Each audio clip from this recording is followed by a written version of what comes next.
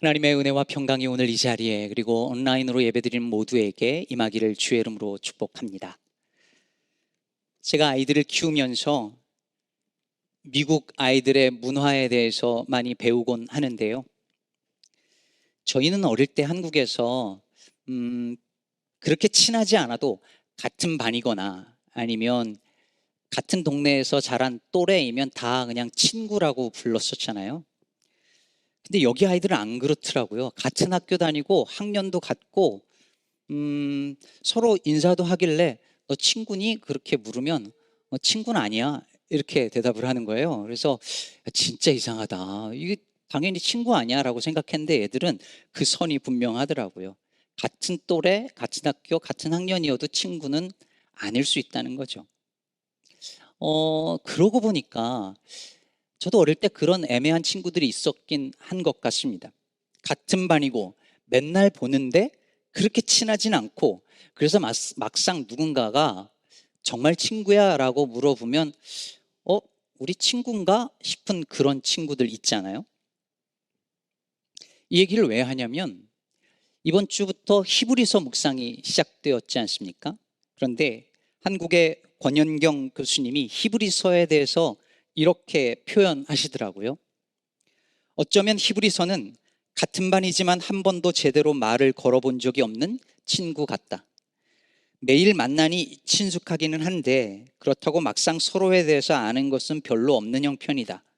친구라고 하기도 그렇다고 아니라고 하기도 애매한 그런 사이다.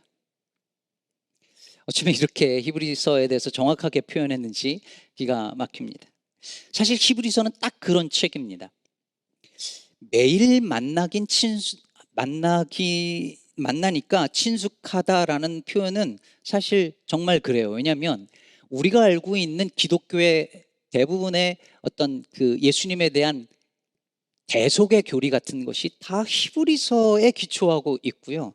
사실 생각보다 많은 우리 신앙의 토대를 이루고 있는 것이 히브리서기 때문에 들으면 어디선가 다 들어본 것 같아요. 그런데 막상 읽으면 이해가 안 되고 어렵고 굉장히 난해한 책이 히브리서입니다. 그래서 제대로 읽고 묵상하고 공부해 본 사람이 별로 없고 해도 무슨 말인지 잘 못 알아듣는 것이 히브리서이죠. 대체 히브리서는 왜 이렇게 낯설고 어렵게 느껴지는 걸까요? 그리고 히브리서 저자는, 아니 성령께서는 히브리서를 통해서 우리에게 뭘 말씀하고자 하시는 것일까요? 히브리서가 어렵게 느껴지는 이유가 여러 개가 있는데요. 그중에 두 가지를 생각을 해보면, 첫 번째는 구약에 대한 인용이 너무 많다는 데 있습니다. 일반 서적을 읽을 때도 인용구가 너무 많이 나오면 따라가기가 어렵고 이해하기가 어렵고 논점을 파악하기가 어렵지 않습니까? 특히 그 인용한 그 인용문에 대한 사전 지식이 없는 사람은 이게 무슨 말이지 하고 따라가기가 어려워요. 예를 들어서 한 페이지짜리 글을 읽는데 거기에 처음 들어보는 신학자, 철학자 이름이 수십 번 나오면서 데리다가 어쨌느니, 푸코가, 라캉이, 들레즈가 막 이러면서 막 나오기 시작을 하면 그 글은 일반인에게는 가까이 하고 싶지 않은 글이 되겠죠. 근데 히브리서는 총 몇 장이죠? 히브리서는 13장이거든요. 근데 이 13장 안에 구약 성경을 인용한 구절이 인용한 것만 38번이고 직접 인용은 안 해도 명확하게 언급한 것이 55번 정도가 나옵니다. 그러니 구약에 익숙하지 않은 사람은 읽으면서 계속 흐름이 뚝뚝 끊기고 이 뭘 말하려고 하는 것이 잘 이해하기가 어려워요. 히브리서가 낯설게 느껴지는 두 번째 이유는 뭐냐면 히브리서가 배교자들에 대한 심판을 계속 경고하고 있다는 것 때문입니다. 성도들이 히브리서를 읽다가 깜짝 놀라면서 무서워하는 저 유명한 구절이 바로 6장 4절에서 6절이죠. 보실까요? 한번 빛을 받고 하늘의 은사를 맛보고 성령에 참여한 바 되고 하나님의 선한 말씀과 내세의 능력을 맛보고도 타락한 자들은 다시 새롭게 하여 회개할 수 없나니 이는 그들이 하나님의 아들을 다시 십자가에 못 박아 드러내놓고 욕되게 함이라. 무시무시하죠. 한번 은혜 받았다가 타락한 사람은 다시 회개하여 구원받을 수 없다라는 이야기가 히브리서는 너무 명확하게 나옵니다. 무서운 건 둘째치고 이게 잘 받아들여지지가 않아요. 특히 우리 장로교인들은 더 그렇습니다. 왜냐하면 장로교인들은 전적인 하나님의 은혜, 선택, 예정, 성도의 견인, 이런 교리를 통해서 한번 하나님의 은혜로 구원받은 사람은 끝까지 구원받을 수 있을 거라는 믿음이 있는데, 하나님이 구원하셨는데 다시 타락해서 버림받을 수 있다는 이런 히브리서의 구절들이 이해가 안 되고 용납이 안 되는 거죠. 그러다 보니 읽다 보면 부담스럽고 머리가 아파져서 밀치게 되는 성경이 히브리서입니다. 자, 여기서 질문이 생깁니다. 히브리서 저자는 흔히 바울이 썼다고 말을 하곤 하지만 사실은 바울이 썼을 가능성은 별로 없는데, 왜 이런 식으로 글을 이 저자는 썼으며 왜 이런 내용의 글을 썼던 것일까요? 아니, 그보다 먼저 이건 애초에 누구에게 보낸 편지일까요? 사실 누가 썼는지는 이미 학자들 사이에 결론이 나왔어요. 하나님만 아신다. 근데 누구에게 보냈는가는 이게 학문적인 주제이기도 한데요. 사실 이건 알 수가 있어요, 어느 정도. 왜냐하면 아까 히브리서가 어려운 두 가지 이유를 가만히 생각해 보면 알 수 있습니다. 히브리서가 낯설게 느껴지는 첫 번째 이유가 뭐라 그랬어요? 구약 인용이 너무 많다. 그러므로 그 말은 히브리서를 처음에 읽었던 그 첫 수신자들은 구약 성경에 익숙한, 즉 유대인 크리스찬이었을 것이다라는 것이 거의 분명해 보입니다. 두 번째로 히브리서가 낯선 두 번째 이유가 뭐라고요? 배교자들에 대한 심판의 메시지가 많다 그랬잖아요. 그러므로 히브리서는 유대인 크리스찬들을 향해서 보냈지만 구체적으로 어떤 사람들이었느냐면 믿음에서 점점 멀어져 가고 나아가 아예 신앙을 버리거나 심지어 유대교로 다시 돌아가려고 하는 유대인 크리스찬들을 염두에 두고 쓴 편지였음을 우리는 짐작할 수 있습니다. 그리고 바로 이런 정황이 잘 담겨져 있는 구절이 바로 오늘 우리가 읽은 히브리서 2장 1절에서 4절입니다. 1절을 다시 한번 보겠습니다. 그러므로 우리는 들은 것에 더욱 유념함으로 우리가 흘러 떠내려가지 않도록 함이 마땅하니라. 여기서 흘러 떠내려가다라고 번역된 파라레오는 강에서 배가 막 떠내려가는 것을 연상시키는 그런 단어입니다. 그러니까 마치 그 당시 이 유대인 크리스찬들 중에서 배가 강에서 막 흘러 떠내려가는 것처럼 믿음에서 떨어져 나가는, 흘러 떠내려가는 성도들이 있었다는 것을 보여주는 거죠. 그러면 이 사람들은요, 예수를 그리스도로 믿던 사람들이었어요. 구원의 빛을 경험했던 사람들이었습니다.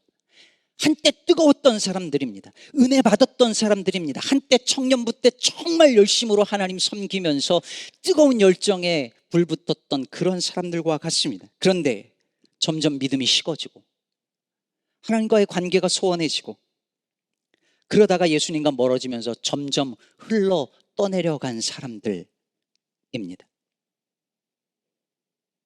달라스 윌라드가 마음의 혁신이라는 책에서 이런 말을 했습니다. 지옥은 아차하는 순간 간발의 실수로 가는 곳이 아니다. 인간은 털끝 하나 차이로 천국을 놓치는 것이 아니라 하나님을 외면하고 피하려는 지속적인 노력의 결과로 놓치는 것이다.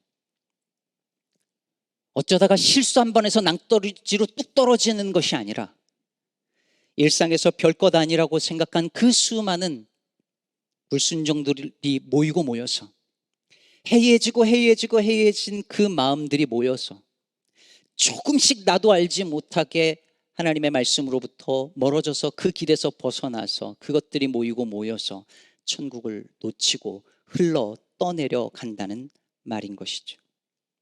자, 그렇다면 이들로 하여금 믿음에서 그렇게 흘러 떠내려 가도록 만든 요인은 무엇이었을까요? 이들은 왜 믿음의 길에서 멀어졌을까요? 왜 한때 신실했던 그리스도인들이 믿음에서 멀어져 가는 걸까요? 왜 그렇게 젊을 때 결혼하기 전에 뜨거웠던 그 하나님 앞에 간절했던 그 신앙의 모습들은 점점 사라지고 식어지고 어느새 냉랭한 종교인만 남는 걸까요? 히브리서를 보면 그 이유를 짐작할 수 있는 힌트들이 많이 있는데요. 그 중에 가장 두드러지는 것은 뭐냐면 예수를 믿는 믿음 때문에 겪는 고난이었습니다.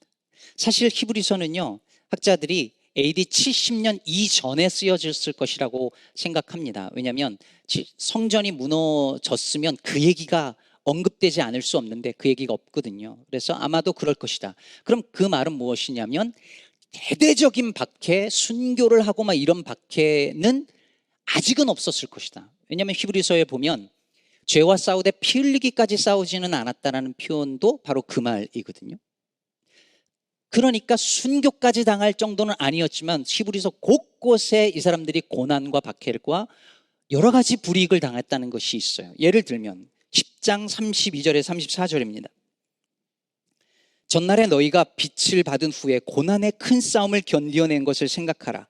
혹은 비방과 환난으로서 사람에게 구경거리가 되고 혹은 이런 형편에 있는 자들과 사귀는 자가 되었으니 너희가 갇힌 자를 동정하고 너희 소유를 빼앗기는 것도 기쁘게 당한 것은 더 낫고 영구한 소유가 있는 줄 알미라. 예수를 믿는 것 때문에 조롱거리가 되고 구경거리가 되고 소유를 빼앗기기도 했습니다. 여러분, 사실 기독교 초기 기독교의 가장 큰 예수 믿는 것으로 말미암아 겪는 어려움은 뭐 짐승에게 잡혀 먹히고 뭐 이런 바퀴가 있기 전에 가장 중요한 어려움은 뭐냐면 경제적 어려움이었습니다. 예수를 믿으면 경제 활동이 안 됩니다. 오늘날로 말하면 카드 발급도 안 되고 대출도 안 되는 거예요. 집도 사기 어려웠습니다. 이런 어려움들이 예수를 믿고 따르면서 겪는 이런 불편함과 불이익과 나아가 고난과 박해들이, 경제적 불이익이 이 사람들로 하여금 점점 믿음에서 멀어지고 흘러떠내려가다가 결국은 유대교로 돌아가서 구원으로부터 완전히 멀어지는 데까지 가고 있었던 것이죠. 그런데 여러분, 히브리서 저자가 볼 때 진짜 문제는 그게 아니었습니다. 생각해 보세요. 교회는 순교자들의 피 위에 세워졌다는 말을 합니다. 핍박과 박해가 더 극심하던 시절에 교회는 오히려 담대하게 복음을 전했고 복음은 더 넓게 퍼져나갔습니다. 만약에 외부의 공격 때문에 성도들이 흘러 떠내려갔더라면 오늘날 교회는 없었을 거예요. 그러므로 진짜 문제는 성도들 밖에 있는 것이 아니라 성도들 안에 있었습니다. 그런 의미에서 1절을 다시 보면, 그러므로 우리는 들은 것에 더욱 유념함으로 우리가 흘러 떠내려가지 않도록 함이 마땅하니라.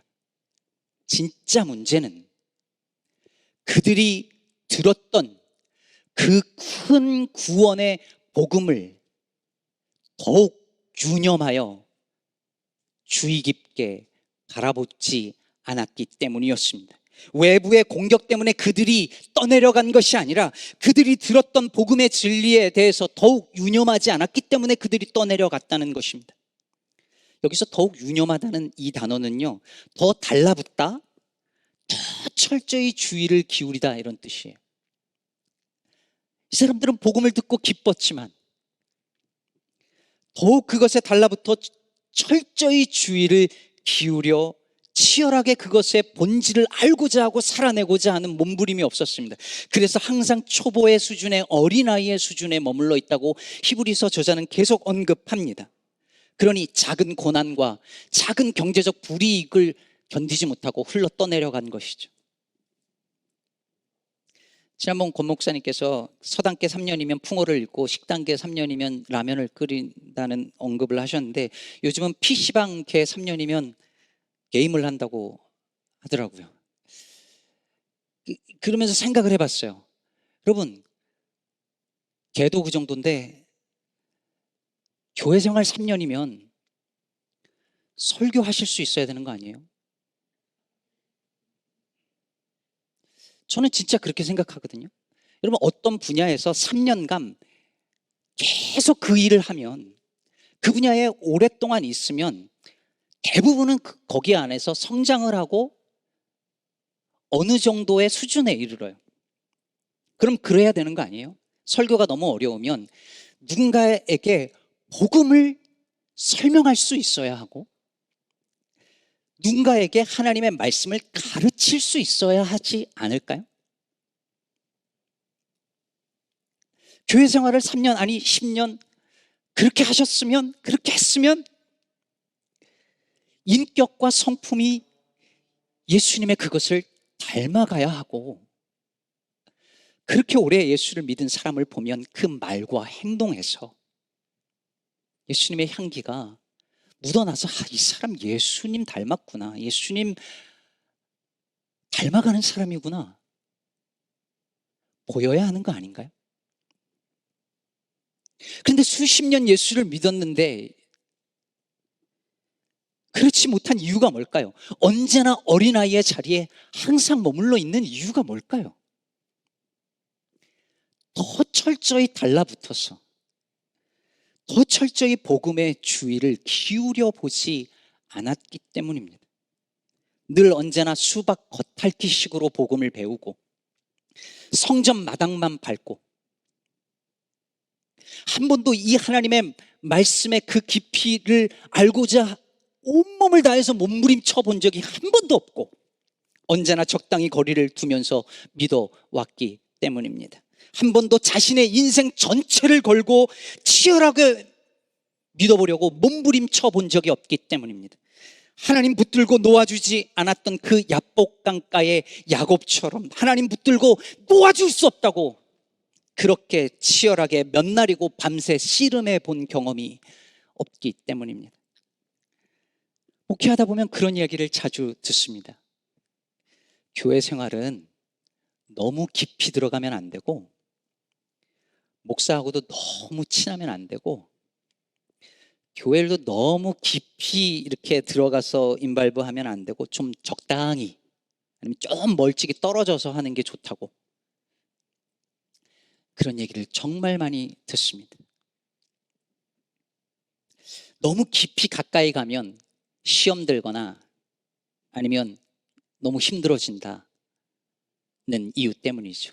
이해가 안 되는 거 아닙니다. 실제로 교회 일에 깊이 또는 신앙에 깊이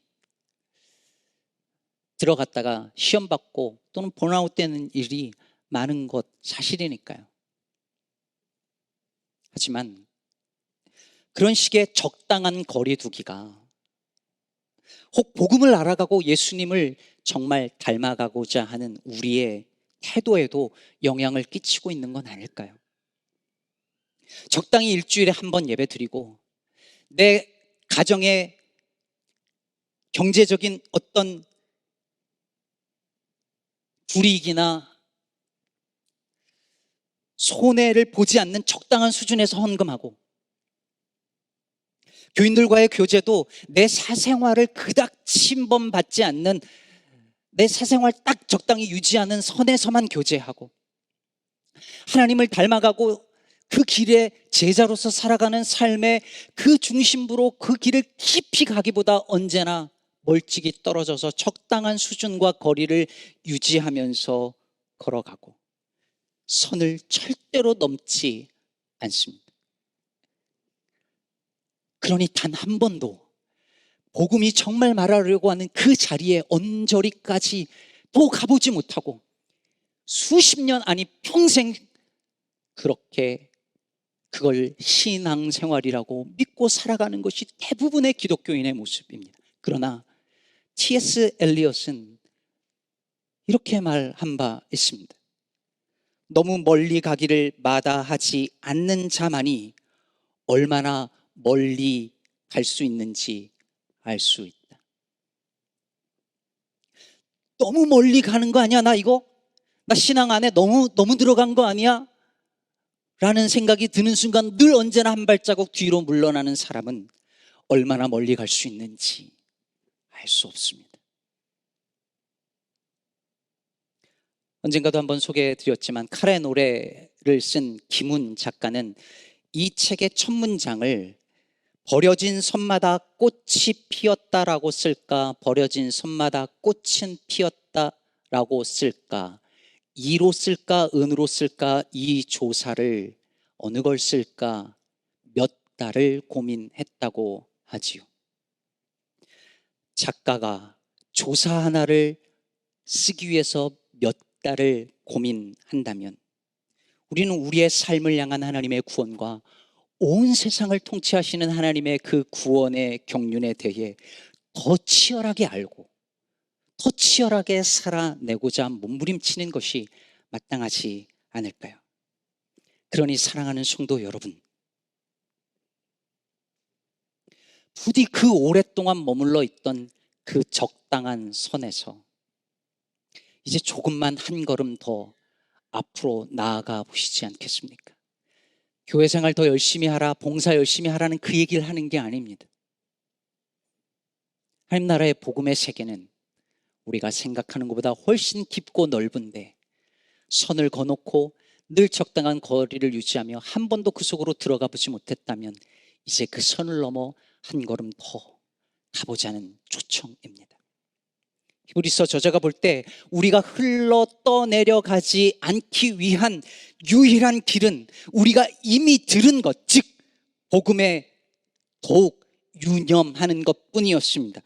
여러분, 이 사람들은 무슨 나쁜 짓을 저질러서 죄를 지어서 떠내려가다가 구원을 잃어버리는 게 절대 아니었어요. 히브리서 저자는 그걸 말하고 있지 않습니다. 여러분, 우리 몸과 똑같아요.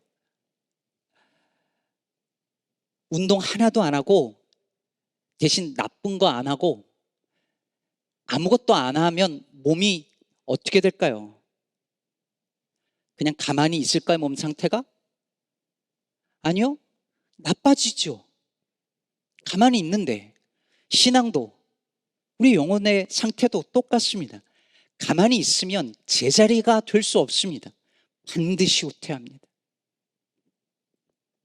떠내려갑니다.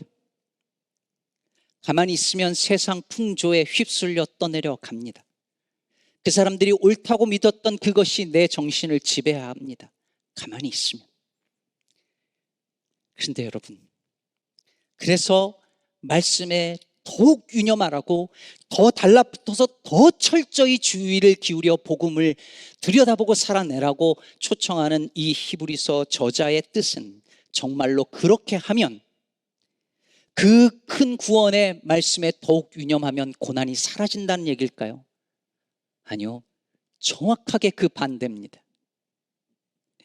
오히려 말씀대로 살면 고난과 박해는 더 극심해질 것이고 경제적 불이익은 점점 더 늘어날 것이 분명하지만 그것이 그리스도에게서 멀어지고 흘러 떠내려가는 일보다 훨씬 더 나은 일이라고 말하고 있는 것입니다. 사도 바울이 디모데후서 3장 12절에서 뭐라고 했는지 기억하시죠? 무릇 그리스도 예수 안에서 경건하게 살고자 하는 자는 박해를 받으리라. 그리스도 안에서 경건하게 살면 박해를 반드시 받을 건데, 그러면서 바울이 디모데에게, 아들 같은 디모데에게 뭐라고 말하냐면, 그러나 너는 배우고 확신한 일에 거하라. 배우고 확실한 일에 거하면 박해를 받는데 너는 그렇게 하라라고 말합니다. 디모데가 누구에게 배웠죠? 성경을 누구에게 배웠습니까? 외할머니 로이스와 어머니 유니게에서 배웠습니다.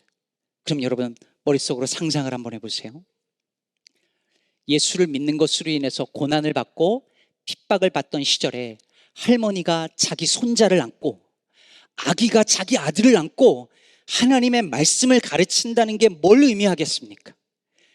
이 아이가 내가 가르치는 말씀을 듣고 배우고 예수를 믿고 이 말씀대로 살면 어떻게 될까요? 고난을 받고 박해를 당하고 경제적으로 불이익을 당하고 사회적 성공과는 거리가 먼 삶을 살 걸 뻔히 아는 할머니가 자기 손주에게, 자기 아들에게 그 말씀을 가르치고 있는 것입니다.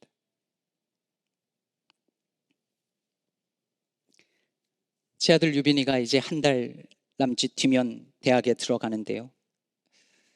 그래서 얼마 전부터 월요일마다 제 아들과 둘만의 성경 공부를 하고 있습니다. 고맙죠. 그 시간 내주는 것만 해도 너무 감지덕지여서 제가 고마워하면서 성경 공부를 합니다. 근데 가만히 생각을 해보니까 제가 성경 공부하는 거를 가르치는 거를 얘가 잘 안 들어서 그렇지, 정말 잘 들으면, 정말 잘 듣고 그 말씀대로 살면 제 아들은 이 사회에서 성공하기는 다 글렀습니다. 말짱 끝이에요. 요즘 애들은 고등학생도 코인하고 주식하고 뭐 이거 관심 정말 많더라고요. 저는 진짜 몰랐거든요. 저는 제가 하나도 모르기 때문에. 근데 그런 아들 데리고 토지는 하나님의 것이요, 돈과 하나님은 동시에 섬길 수 없다, 뭐 이런 거 가르치고 있거든요. 정말 말씀 그대로 살면 이 사회에서 어떻게 되는지 잘 알고 있습니다. 대학에서, 직장에서 수많은 것들 중에서 믿음을 가장 중요한 가치로 여기고 살면 어떤 불편과 불이익을 당하게 될지 잘 알고 있습니다. 그래도